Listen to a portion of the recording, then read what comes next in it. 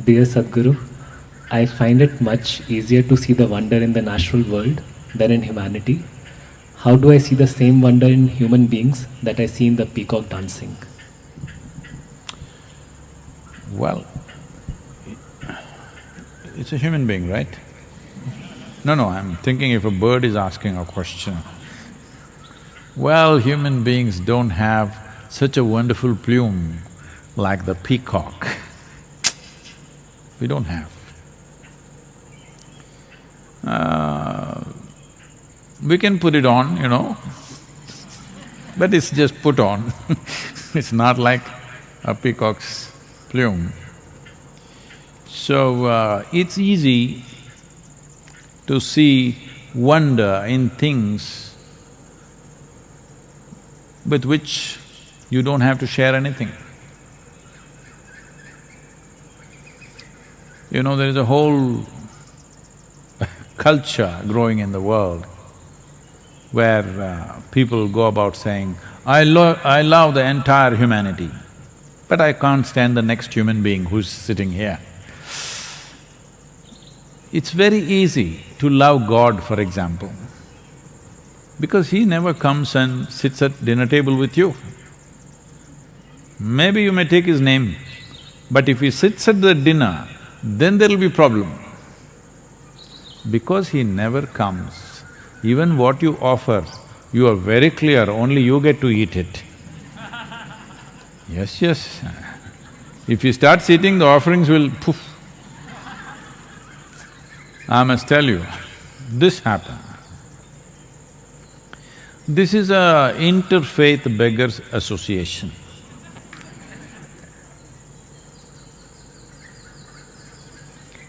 So, there are only three members, one Hindu beggar, one Christian beggar, one Islamic beggar. So, they said, they're very religious, but because of their economic condition, they have to be together, otherwise they would fight. So one day, they met under a tree, and then the Hindu beggar wanted to show that he is really a devotee. He said, see, every day whatever money and stuff, generally the money that comes to me, which comes in the form of coins and various small denominations, I write a large Om, and then I throw all the money up. Whatever lands on the Om belongs to Shiva, rest belongs to me.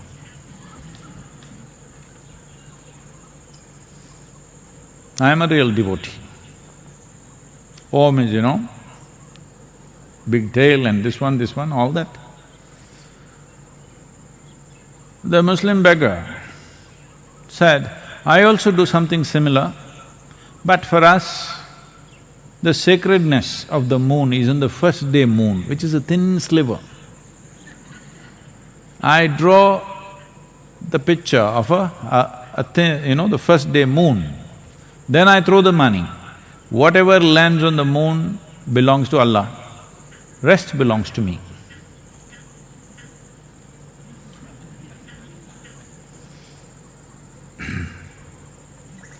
Then they asked the Christian beggar, what do you do?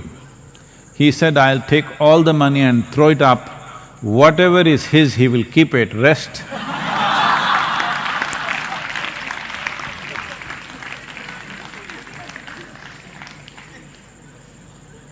Like this, it's easy to love a wild bird which is dancing, which is beautiful, because it doesn't ask anything of you. It doesn't even like you, actually. It doesn't think much of you. Have you seen how a peacock looks at you?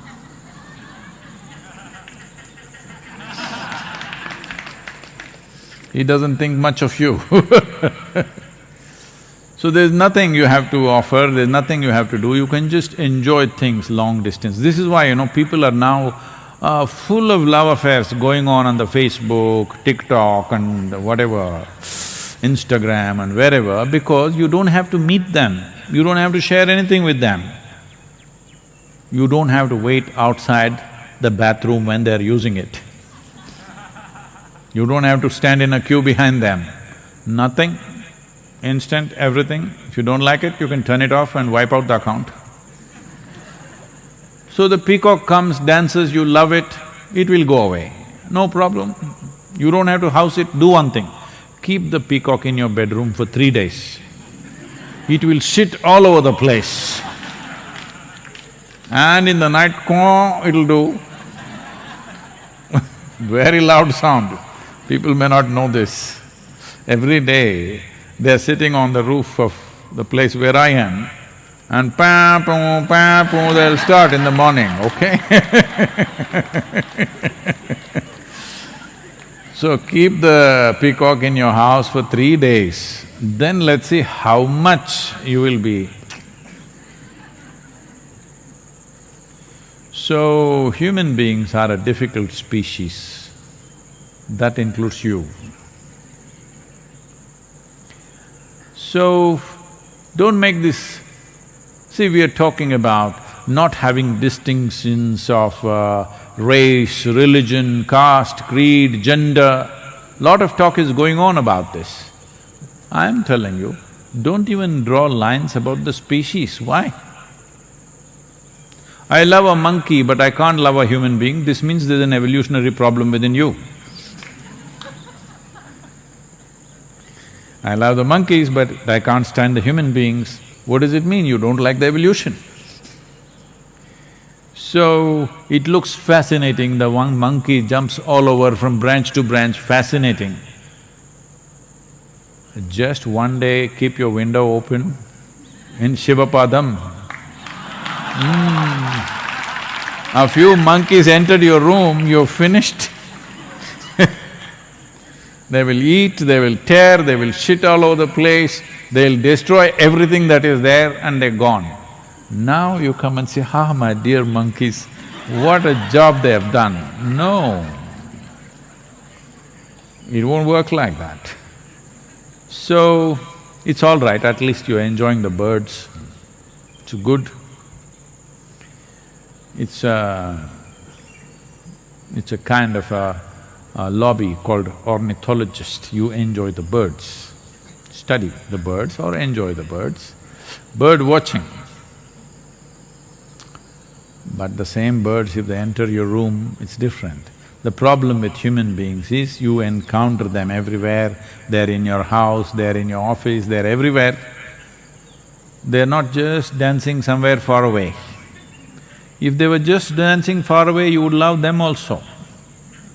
The problem is, you have to work with them, you have to live with them, you have to manage them every day. That's a problem. So, I want you to understand this. Nothing wrong in you appreciating and loving a peacock dancing, perfectly fine. You must love him even when he is not dancing, that's fine. But the frog is saying, where is the snake? When there are peacocks, they eat up the snakes. Every few days I'm bringing snakes and leaving them in the garden, but these peacocks eat them up in no time. You like the peacocks, I also like them, but I would like some snakes also moving around, but they all get eaten up in no time. So, it is easy to love when there is distance. See, many people right now in these virus times, what are they complaining about? Their loved ones, they're cooped up with them in the house. Big trouble. Domestic violence has increased 100%, some people are saying, in some countries, all kinds of troubles, everybody's seeking advice, what to do, how to manage this family. These are the same people you were missing because they were going to office every day. Why are you gone for so long? But now, they're home and trouble. Distance is a wonderful thing. Death is a fantastic thing. See, dead people are always loved by everybody. Have you seen this? The moment they are dead, they just suddenly become worship-worthy. Why did you not worship them when they were alive? How come the moment they are dead, they became worship-worthy? Anywhere in the world, they'll put them up and do this, put flowers, do whatever. Just because they're dead. When they were alive, you were not willing to do it. When they're dead, you're doing it. That means what? No, I don't want to say it, you know. When they were alive, you were struggling with them. The moment they die, you worship them and you miss them and you love them. What does this mean? You're waiting, probably?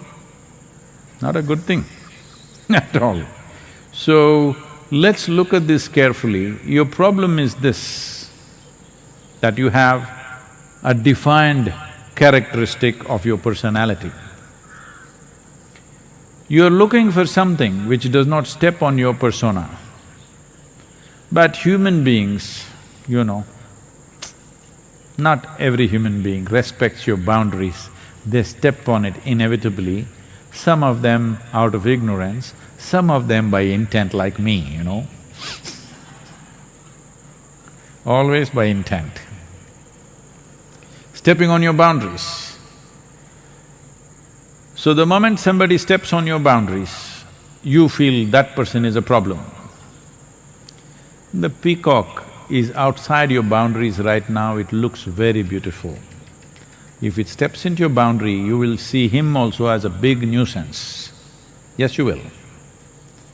Whether it's a peacock or another bird or a monkey or a donkey or whatever, from far everything is nice. So right now there is a distance between you and these creatures. So you're enjoying it, enjoy that, nothing wrong with that.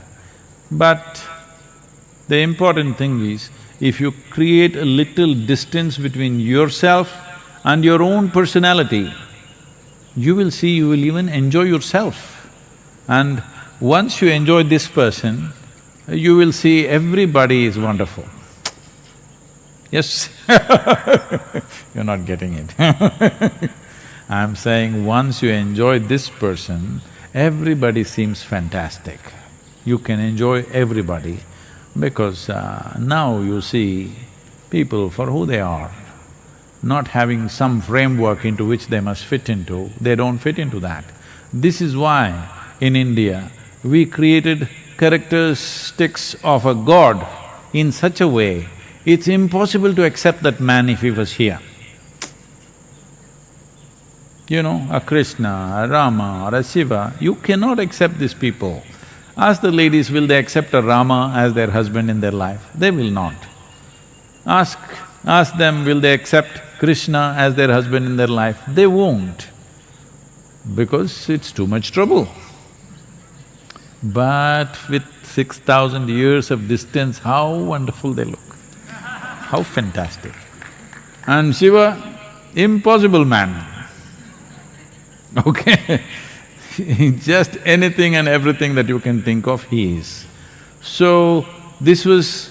the character of a god was built like this so that if you can be really looking at him for all that he is and still absolutely accept him and look at him in a worshipful way, you will have… if you accept Shiva the way he is, you will have no issue with a single human being on the planet. So you must do that.